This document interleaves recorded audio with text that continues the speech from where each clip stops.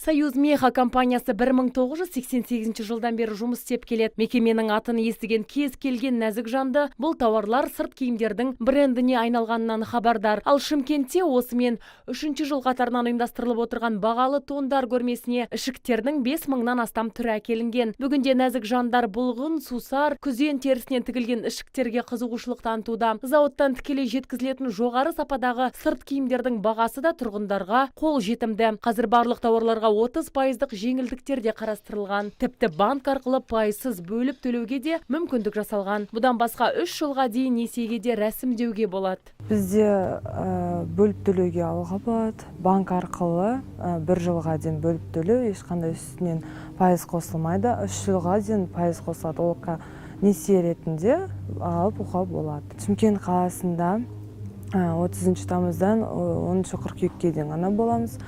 Қалғаны 3 күн қалды. Келіп, көріп, таңдап, сатушылар сіздерге көмектеседі таңдауға.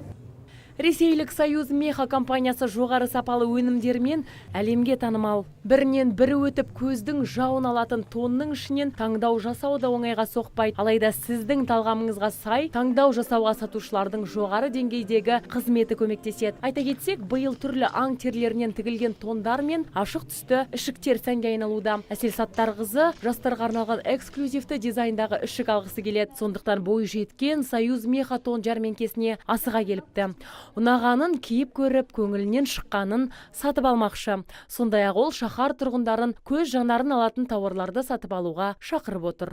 Оңтүстік Қазақстан облысының тұрғындарын Союз Меха көрмесіне шақырам. Көздің жандарын алатын керемет шубалар бар. Міне көрдім, киіп көрдім, таңдадым, ұнатқаным осы болды. Алуға дайындалып жатырмын. Оңтүстік Қазақстан облысының, яғни Шымкент қаласының тұрғындарын шақырам, көріп, ұнатып алуларына сенімдімін.